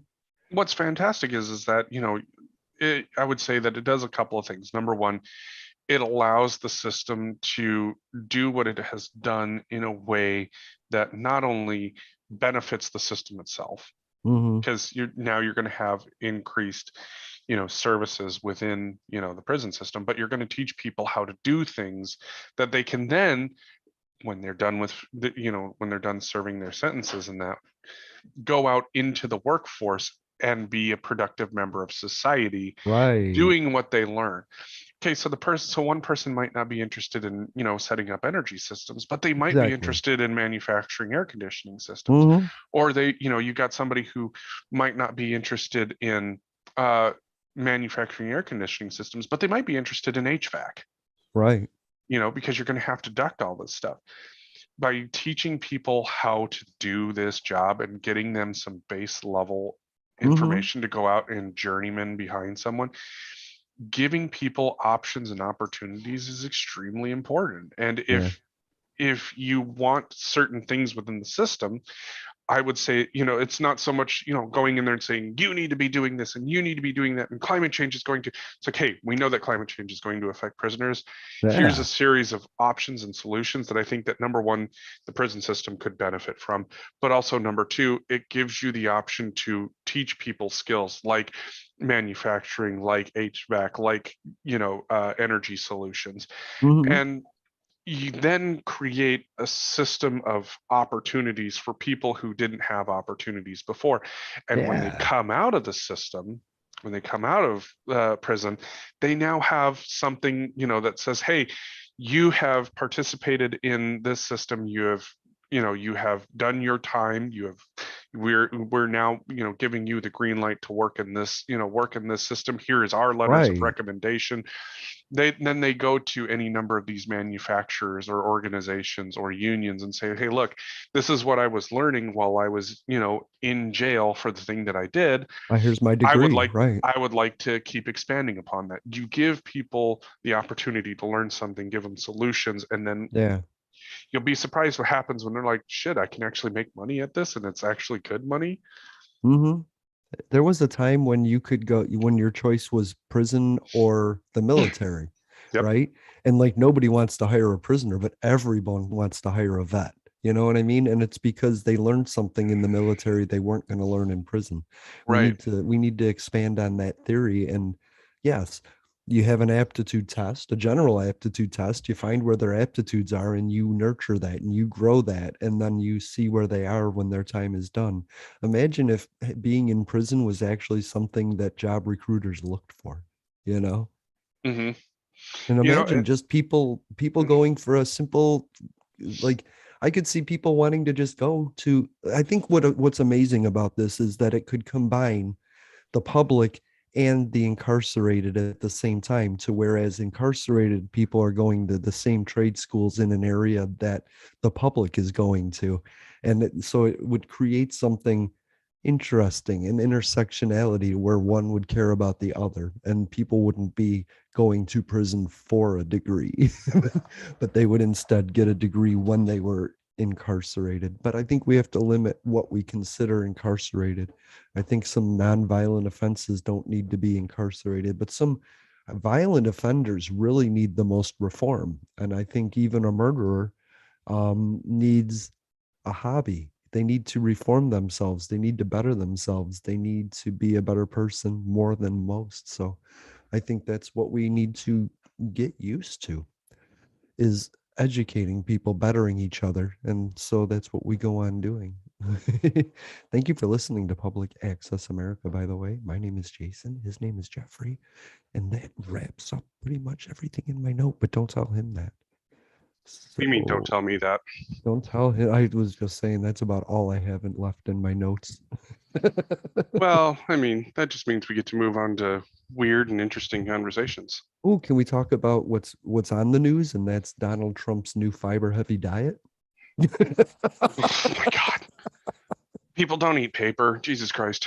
Well, I mean, koalas are going extinct, so some people find Don't eat endangered koalas. animals. Look, we're 2 years into somebody eating something that's not food. Don't fucking do this to us again, please. My weird obsession, right? But he likes exotic papers. He likes Fucking hell. presidential papers. Some people like the endangered rhino horn, but not him. He likes presidential papers, and they come out whole apparently. Oh, well, they come out of a hole anyways. I They thought come it out was of an funny. a-hole's a-hole. Like, why was Donald Trump complaining about low flow toilets for so long? And then we find out that his toilet wouldn't flush executive papers. Yeah, it turns out wiping after you've eaten paper is a real difficult process. What do you wipe with? Jesus Christ. Right? And the poor person that had to like dig into that toilet, like, and pull out the papers and then attempt to scotch tape them back together. I'm right. That's fucking fun for Wow. somebody. But it went with all the lock her up chance. So Hillary Clinton was missing 33,000 emails. When they were recovered, they found one confidential one that was upgraded to classified once they found it. And then Donald Trump like raked her over the coals for her inability to maintain government accounts and all that, which, she did wrong. She used a private server. No, no, no, no, no. But then Donald Absolutely. Trump goes and does all this. Like, do you know what a burn bag is? Like some stuff was so bad they set it aside for a burn bag. Like Hmm. some stuff is just gone forever.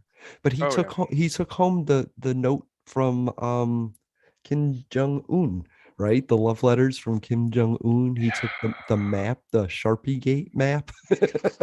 Like Jesus Fuck. Christ. Like I'm sorry, but like the fact that you are calling letters from a dictator love letters should just like throw up every fucking red flag under the Yeah. fucking sun.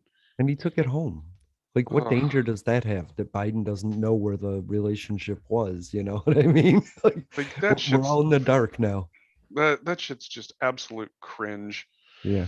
Like stop writing love letters to dictators. Look, like, I'm not saying like you need to, all out go in for a fight, but I am saying that, the idea that we want to be looking at dictators as who we want to suck up to is an absolute no-no. I'm not saying Biden's handling things with, Russia or China all that well, but it definitely could be a lot better. And it's real frustrating. It's really frustrating to see how that's going.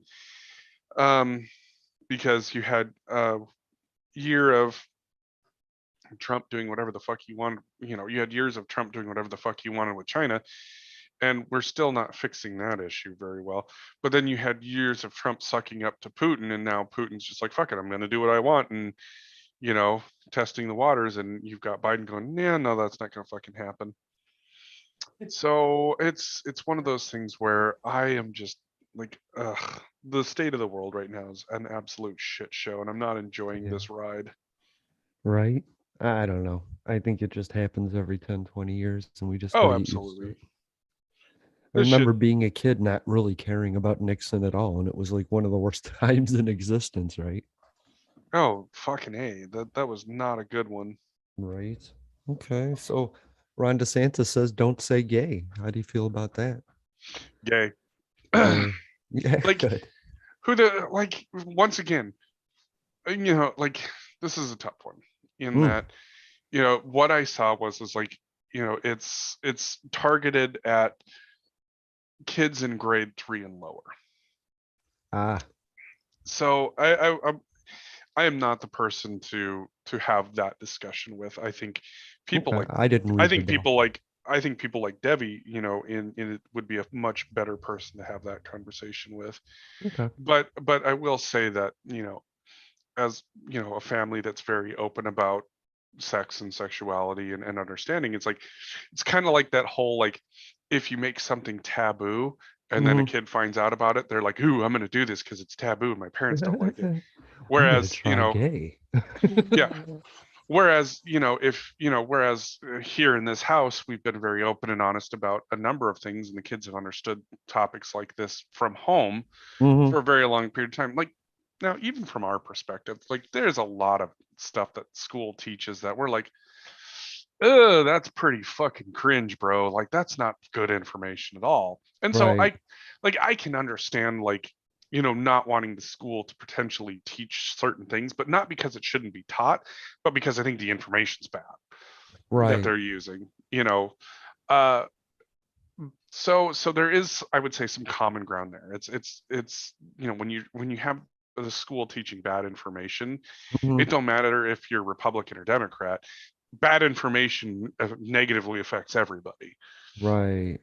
And then also too, like, you do have that question of, what is the parent's responsibility and what is the school's responsibility, and there is there is a balance that has to be struck at some point. And Oh, I agree. that's a tough one. I don't think that the government should be deciding it so much as, the government should be saying, hey, we don't think that we should be teaching kids younger than, grade 3 and younger about these things, and put it to the community for a vote and see what they agree on. Not necessarily going to agree that, the school shouldn't be teaching it, but I could also say that, I might not necessarily agree with what the information that they're using either. And so that's where it just gets absolutely, it's this is a far more difficult topic than Mhm. fucking DeSantis, threw in on. I think you nailed it though. A school can't teach a child something wrong if if a parent has already taught them something right. You know, like the way you taught your kids, any news, any information that comes their way through the school, they already have the information to process that. But when you're teaching Right. a kid that doesn't know what a penis is, what gay is, then that might be an issue, you know? Exactly. And that's the thing is like, like I said though, but Or non-gay, I by the non-gay. Like, I um, don't know why there would be any sexual direction required right. in like kindergarten. So I don't, you know what I mean? Exactly. And I think that's the difficulty is that, we all have different opinions on when something is quote unquote age appropriate. Mm-hmm. For us, it was about normalizing the fact that there are different people out there that have different, needs, desires, wants. They have different, lives that they live, and that, those lives are okay. There's going to be people out there that say that they aren't, and they're wrong. This is actually pretty normal, and Yeah. normalizing those lives is actually absolutely key. Now, in terms of what the appropriate messaging is, when it's appropriate to start talking about it, how you address those things, that is a conversation for somebody far smarter on it than I am. That's a conversation for a parent that is tuned into their child, Absolutely, because honestly. every kid has a different. Even then, every kid has a different level of I'm ready to talk about this. Uh-huh. Yeah. I've you got one kid who's like, I'm not into any of it. I don't want to talk about any of it. I don't want anything to do with any of it. And you got one Right. kid who's curious and interested and trying to figure out who they are. What are you going to do? Sit them both down and be like, all right, you're going to be uncomfortable while we go over all these other things with your sibling. And it's like, ooh, Exactly. I mean, no, I didn't have a sexual identity at all until around 13. You know, I just didn't even consider it. But what I do right, say is it's somebody's absolute right to explore their options. Like, absolutely. there is no absolutes. And I always say, like, I don't think I'm gay, but I haven't met Brad Pitt yet. You know what I mean? Like, nothing is forever. It's okay to try something and not like it and try something else. You are free to be whoever you want to be in the moment you want to be. If you're feeling masculine, then go ahead and feel masculine. It's okay. It's not hurting the world. If you're feeling feminine, come give me a hug. That's fine too. You know what I mean? I just like But hugs in general. I don't care who it comes right. from. I watched a movie, I think it was Iron Man hugging Spider-Man, and I was like, oh, I really miss hugs. Hugs are great, no matter what you do. Yeah, if you You get know, a and good hug, there's nothing can beat that. right. No, and that's the thing is that Hmm. being open and honest with your kids about what life looks like and the variety of life there is, but teaching them, and it's none of your fucking business. That's the key. Right? It's like, I don't care if two dudes decide to hold hands while they're grocery shopping. Not my business. Two women decide that they want to hold hands. Not my business. Somebody Hmm. trans and somebody non-binary want to hold hands. Not my business. Whatever they do behind the comfort of their own closed doors. Not my business. Like, Right. there's so much that literally has absolutely nothing to do with me or my kids. It's like, cool. They're happy. Yeah. What their happiness is, not my business. Does not 99%. affect me. 99% of other people's business has nothing to do with you, and you don't need to judge it or have an opinion on it at Right. all. Go bake a pie before you share your radical weird opinion about the way somebody should live. We get to make our own mistakes, and sometimes the life lesson is somebody else's, and you're just there to be support. You don't need an opinion, you just need to help them at the right time. You know what I and mean? and here's the other reality is that you know you have to be prepared to defend your opinion at any given point in time, Hmm. and you have to be willing to accept that your opinion may be wrong, and there may be consequences to your opinion. And that's something that I have been willing to accept. Like, there are going to be certain conservative groups out there that think that my opinion is absolute trash, and they think I'm probably an abomination for accepting, and even going as far as to say, it should be normalized. That's great. I'm happy to hear that from them and go, okay, cool, and move on. they're Because not guess a what? They don't affect me. they're them in themselves, they're not a monolithic group. Even when within that group judging you, there's various forms of Oh yeah, I opinion. You know know. what I I know mean? plenty of I know plenty of Republicans and Christians who are like, yeah, gay people are wired the way that they are. Doesn't affect me. Well, what I'm saying is we all find our eagerness to be in a box to diversify ourselves out of the box, to Hmm. be unique. We don't need the box at all. My friend said, I think my daughter wants to be transgender. And I said, then let her dress the way she wants. Let her be who she wants. Let her use the pronouns that she wants.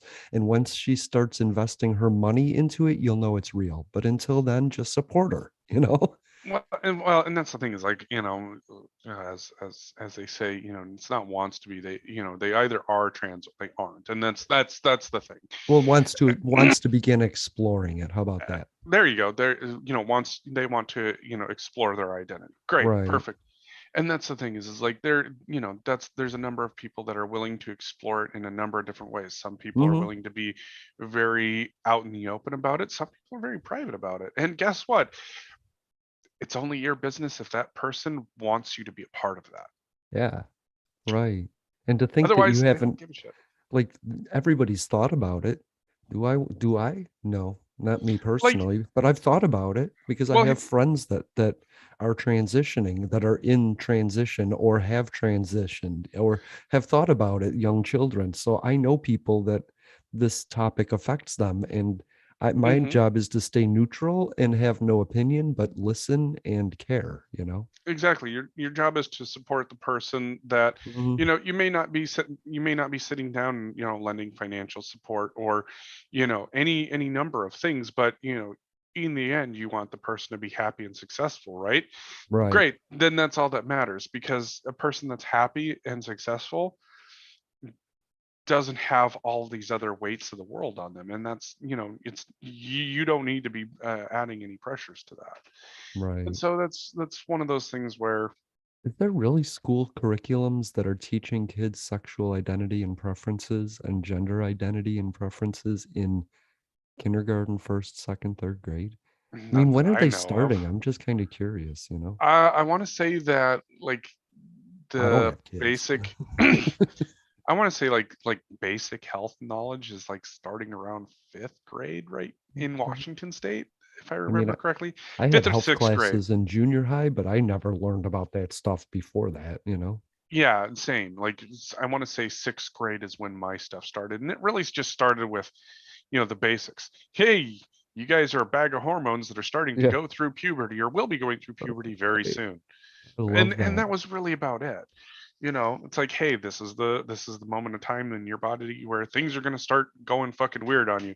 You're going to be talking like a squeaker. You're going to be like, Yep. oh, Yep. Yep. Yep. I did you that. know and realistically, the idea that they might be teaching kids younger than that in school, I have never seen it. I'm not saying that it exists or doesn't Right. exist. I'm saying I've never seen it. I've never experienced it Mm-mm. as an adult who's gone through school and as an adult who's had kids that have gone through school. Now, I think that some states are starting, to talk about, later on in junior high, they're starting to talk about sexuality and gender identity. And I, don't know that they're doing a great job on it.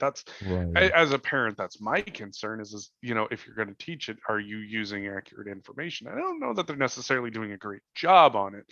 Well, they You know, can't because they can't invest resources in it because it's always right, being attacked, you know? And right. honestly, it's a one-on-one discussion. Here's the range of possibilities. Go home and talk to your parents if one of them triggers something in you, Mhm. you know? Like Right. there's so many things that I never knew existed until somebody brought it up as a perspective, you know? And then Mm, suddenly it's all I can think about. Like, I'm not homeless. I was homeless 3 months once when I was 18.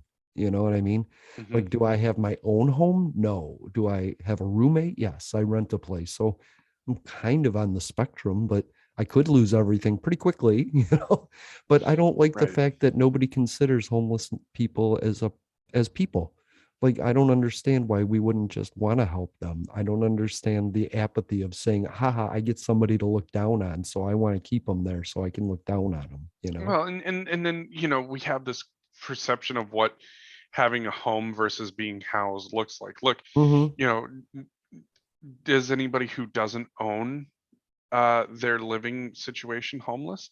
Because, for example, like we're paying off a mortgage, so we're not homeless. Right. But during the times when we were in an apartment, we were housed. It wasn't You were necessarily housed. home. Right. And so one of the things that I've learned about is like really that transition of, we're not calling people homeless, call them houseless, because Right. they don't have a roof over their head. People without homes. A home is something different than a roof. And Homes and housing, like there's so much nuanced conversation around it. and I'm And not saying that so that you need to give sympathy to more people. What I'm saying that is that the sympathy you're trying to give to people without homes isn't, it doesn't end at just shoving them in a storage unit, right? There's right, more to having a home than just a roof over your head. right. So it's one of those things where people have to consider what that looks like. And realistically, somebody who's going to be exposed to the elements night after night after night, you Hmm. know they're going to do things to help make their experience more tolerable, especially if they can't stay warm. They're going to do things that definitely don't help, or That makes me sad. help them forget the fact that they're in the situation that they are. I mean, if I couldn't get any help but I could get drugs, I probably would be in the similar boat. Yeah, And I that's the want thing. people to think about the scared kid in the dark that's homeless. You know what I mean? I want them to have an empathy. Or They're not all crazy lunatics. And the they're crazy not. lunatics that you see could be a veteran that you should be respecting. You know what I mean? A Who knows what family. that person saw that absolutely broke their mind. Right. We don't give a lot of support to them. And that's the thing is that it shouldn't take a curriculum of worthiness to want to help them. Right. Yes. Thank you. So It's kind of like religion in the fact that you don't get to choose who you help. You help what's in front of you. Anyway, any wrap up statement? I can't believe the Rams won 63 to 10 last week.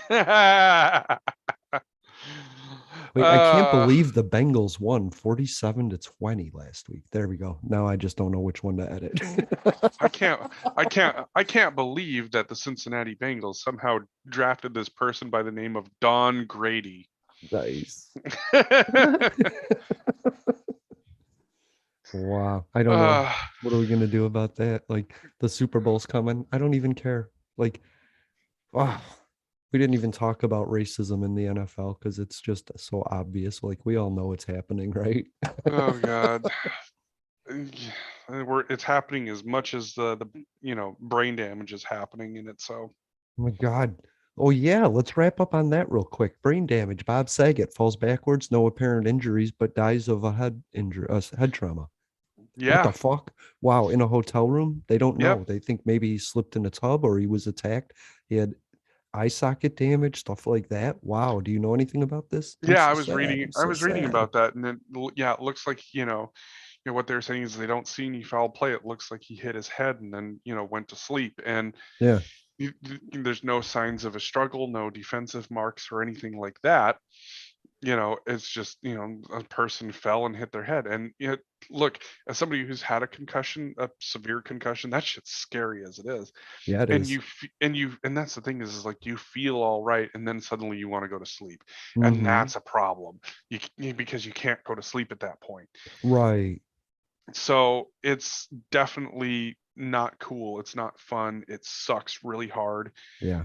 And that's one of those ones where if you hit your head hard enough, it's definitely a good idea to get a ride to a medical center and get some attention, and make sure Right. everything's all right. I've got countless friends that have had countless different versions of head trauma, be it from sports, be it from ranching, be it from the military, be it from Life. just Right. you can't fucking put one foot in front of the other. Yep.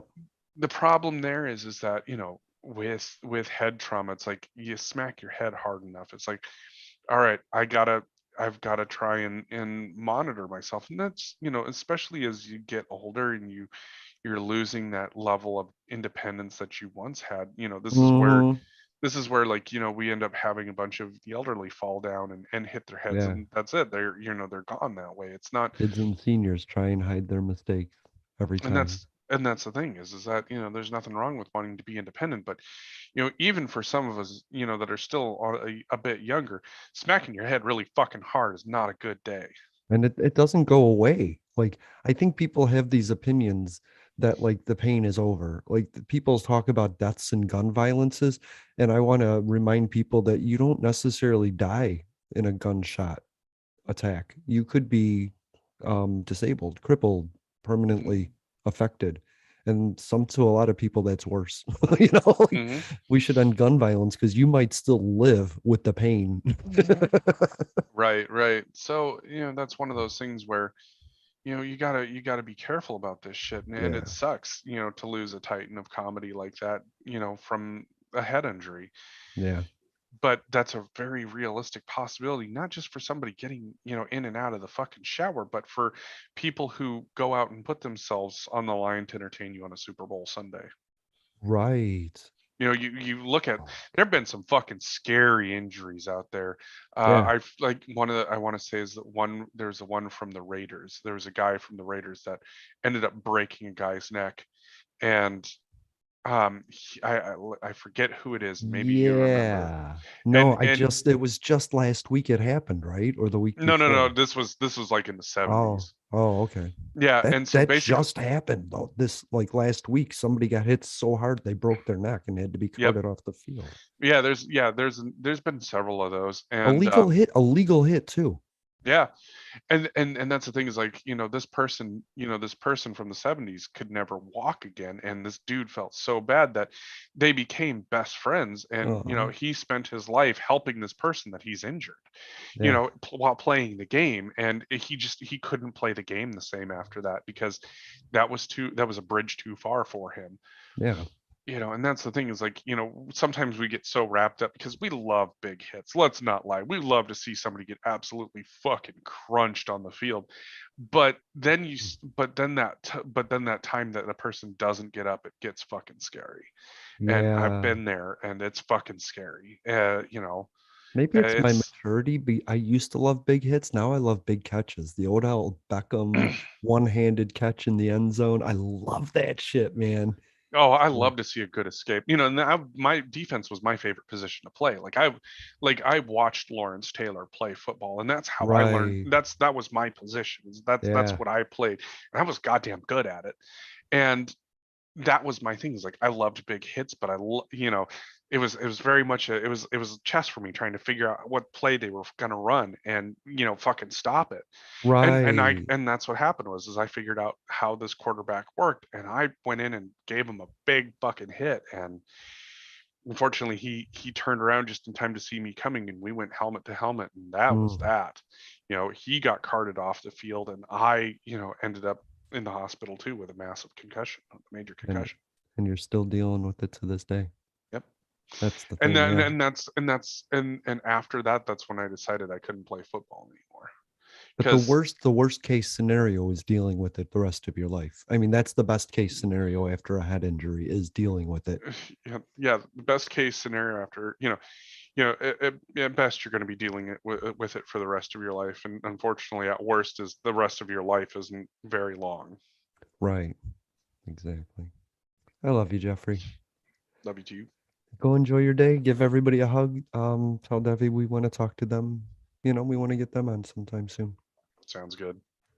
Bye. Bye. Oh shit. I almost hit the I almost hit the buttons in a backwards ass order. Oopsies. Hey Jeffrey, Yo. what I did figure out was that